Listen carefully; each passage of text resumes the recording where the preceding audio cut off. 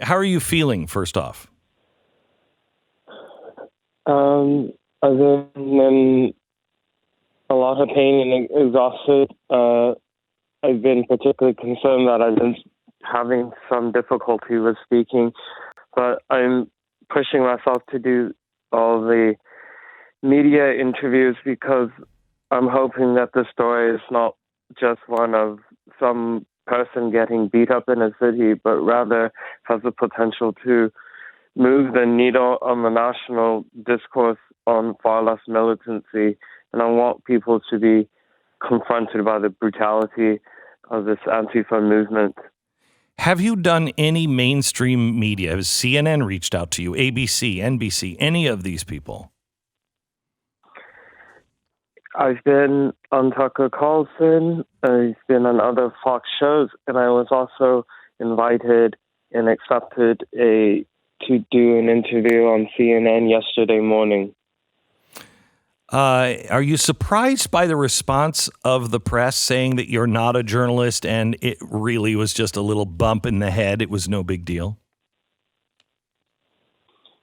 I wish I could say I was surprised, but I'm not. There's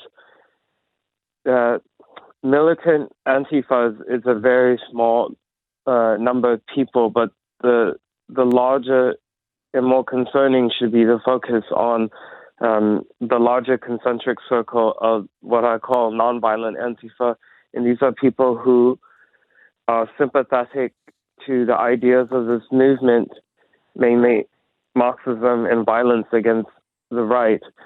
And so they work in journalism and progressive media and sometimes mainstream center-left media, and they work to whitewash and sanitize the ideology and tactics of Antifa. And so there's a machine in work that has been in work for years now to mainstream aspects of this militant paramilitary movement.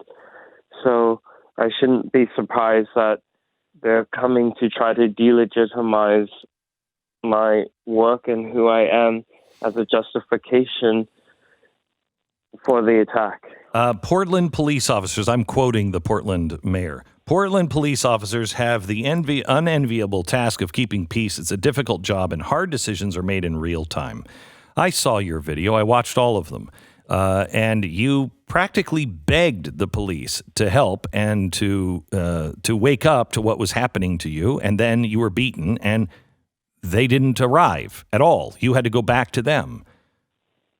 What is your opinion of what the police did or did not do? Do you believe they were on orders not to get involved at all? I don't blame any rank and file officers because for months now, Antifa has been intimidating, harassing, and assaulting me, and I have many pending open investigations that preceded Saturday's assault. And their responses every time these attacks happen, many within the eyesight of the police, their responses always that they cannot move in to question, detain, or approach the suspects because this could incite the crowd. So this signals to me that this is a problem in the policing tactics of the police. It comes from higher up.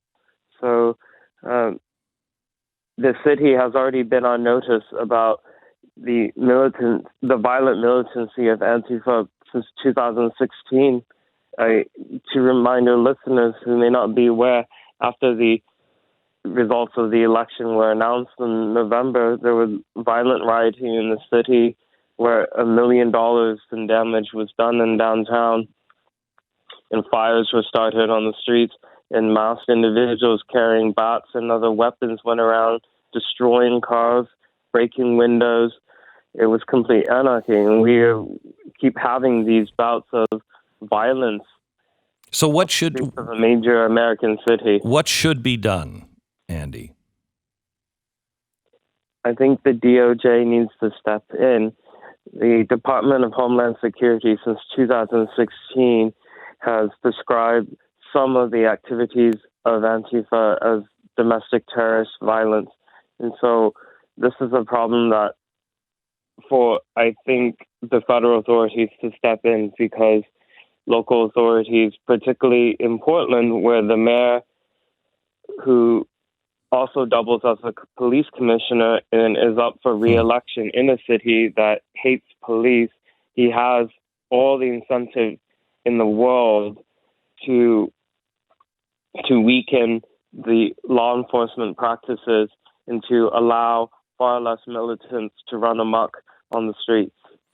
This is very reminiscent in many ways of what happened on the streets in southern towns, where the mayor and the police chief would allow protesters to be beaten and did nothing about it until the federal government got involved. Andy, we wish you the very best and a speedy recovery. If there's anything that any of us can do besides pray for you, we stand ready to do it. God bless you, and thank you so much.